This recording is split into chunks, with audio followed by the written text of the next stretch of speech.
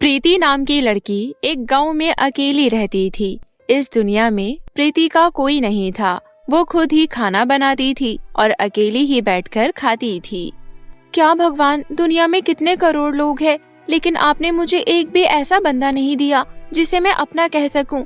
अब आपसे शिकायत भी क्या ही करूं? आपको जो करना था वो तो आपने कर ही दिया।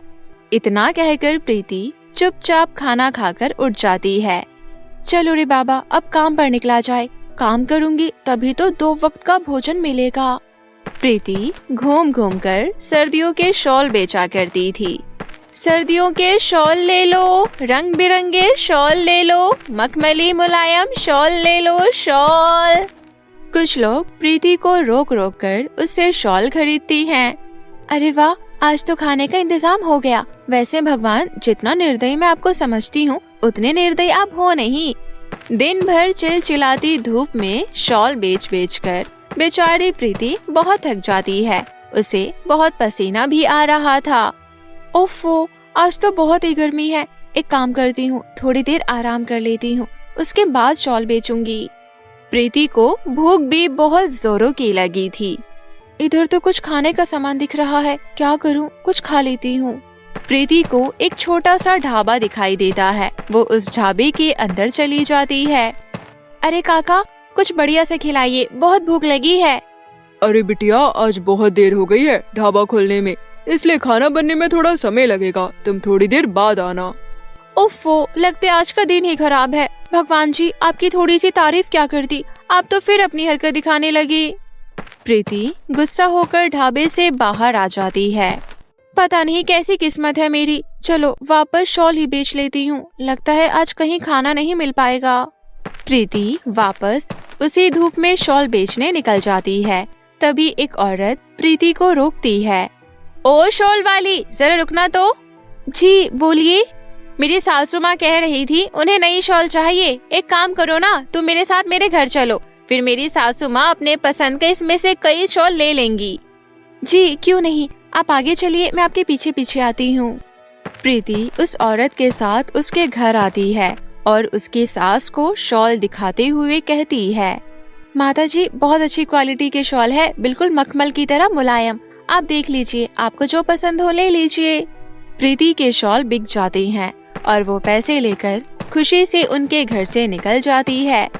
पैसे तो आज मिल रहे हैं, लेकिन खाने का कुछ भी नहीं मिल रहा है। अब तो भूख भी बहुत ज्यादा बढ़ गई है।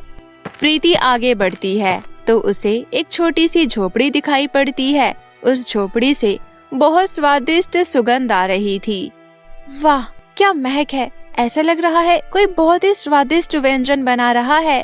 प्रीति उस खुशबू की ओर खींचती हुई चली जाती है। उसे भूख भी बहुत जोरों से लगी थी और वो स्वादिष्ट महक उसे रोक नहीं पाती है। वो झोपड़ी के पास आती है।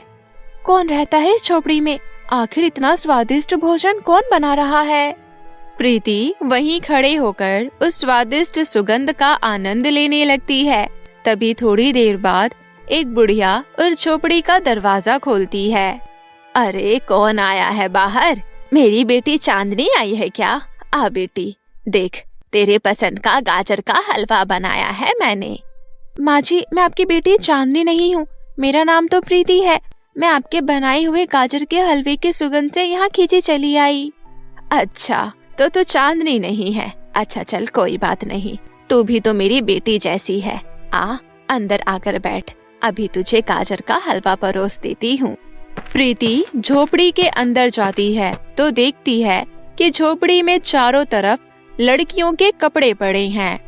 चल बेटी, जल्दी से हाथ मुंह धोकर बैठ जा, तभी गाजर का हलवा दूंगी, वरना नहीं दूंगी। अरे अम्मा, मेरा हाथ बिल्कुल साफ है, जल्दी से मुझे गाजर का हलवा परोस दीजिए, मुझसे और इंतजार नहीं होता। हाँ हाँ, कोई बात नहीं, ऐसी ही मेरी बेटी चांदनी भी करती थी, जब भी मैं गाजर का हलवा बनाती थी तो। इतना कहकर वो बूढ़ी औरत एक कटोरी में गाजर का हलवा निकाल कर लाती है और प्रीति को खाने के लिए देती है। प्रीति गाजर का हलवा खाते ही कहती है, वाह अम्मा जी, क्या गाजर का हलवा बनाया है आपने, मजा आ गया।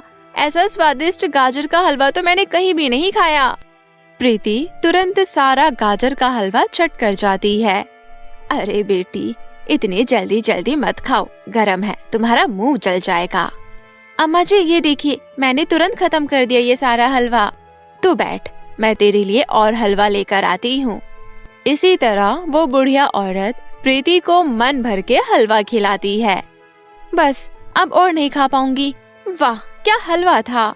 प्रीति गाजर का हलवा खाती है और पानी पीती है और वहीं पर लेटकर आराम करने लगती है। जब उसकी नींद खुलती है तो वो देखती है कि अम्मा जी झोपड़ी के बाहर लगातार देख रही है। क्या हुआ अम्मा जी, आप लगातार झोपड़ी से बाहर क्यों देख रही हैं? मैं अपनी बेटी का इंतजार कर रही हूँ। कहाँ रहती है आपकी बेटी?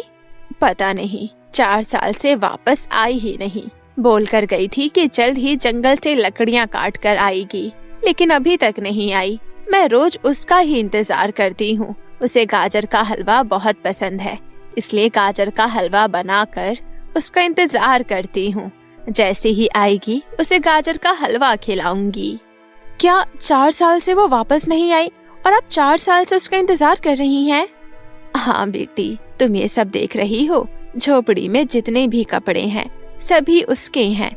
इसी तरह रख कर गई थी, आएगी तो इसी तरह देखकर खुश हो जाएगी। बूढ़ी की बातें सुनकर प्रीति की आंखों में आंसू आ जाता है। प्रीति सोचती है कि अगर उनकी बेटी जंगल में लकड़ियां काटने गई थी तो वो अभी तक आई क्यों नहीं। अम्मा जी आप मुझे अपनी बेटी मान सकती हैं। अब मैं चलती हूँ, मुझे शॉल बेचनी है। जा रही हो बेटी? रुको, मैं तुम्हें घर के लिए गाजर का हलवा दे देती हूँ, घर लेती जाओ और खा लेना। प्रीति गाजर का हलवा ले लेती है। ये लीजिए अम्मा जी, मेरी तरफ से एक शॉल रख लीजिए। उसके बाद प्रीति शॉल बेचकर रात को घर आ जाती है और आराम करके रात का भोजन बनाने में लग जाती है। उसके बाद खाने के साथ वो गाजर का हलवा निकाल कर बैठ जाती है। वो सारा गाजर का हलवा खा जाती है, लेकिन फिर से वो गाजर का हलवा बर्तन में भर जाता है। वो गाजर का हलवा खाए जा रही थी, लेकिन हलवा खत्म होने का नाम ही नहीं ले रहा था। फिर अचानक से उस हलवे में एक दृश्य दिखाई देता है, जिसमें एक लड़की लकड़ियां काट रही थी और तभी उसे एक शेर ने आकर खा लिया। प्रीति समझ जाती है कि वो लड़की उस बूढ़ी औरत की बेटी है। प्रीति को बहुत दुख होता है। अगले दिन प्रीति फिर से अम्मा की झोपड़ी में जाती है। अम्मा जी आपका दिया हुआ गाजर का हलवा तो जादू ही निकला। मैं उसे खाती जा रही थी और वो खत्म होने का नाम ही नहीं ले रहा था। इतना ही नहीं, मुझे उस गाजर के हलवे में एक दृश्य दिखा। मैंने देखा कि आपकी बेटी जब जंगल में लकड़ियां काटने गई थी तो उसे एक शेर ने खा लिया था। ये सुनकर वो बूढ़ी औरत फूट फूट कर रोने लगती है। उस बूढ़ी औरत को रोता देख प्रीति भी भावुक हो जाती है और कहती है, अम्मा जी क्या आप मेरे साथ मेरे घर पर रहेंगी? क्योंकि मेरे पास सब कुछ है, लेकिन कोई भी अपना नहीं है और एक ही दिन में मुझे आपके साथ अपनापन सा लगता है। प्लीज मुझे मना मत करना। बूढ़ी औरत प्रीति की बातों से राजी हो जाती है और प्रीति के साथ प्रीति के घर में रहने लगती है। इस प्रकार प्रीति को माँ मिल जाती है और उस बूढ़ी औरत को बेटी।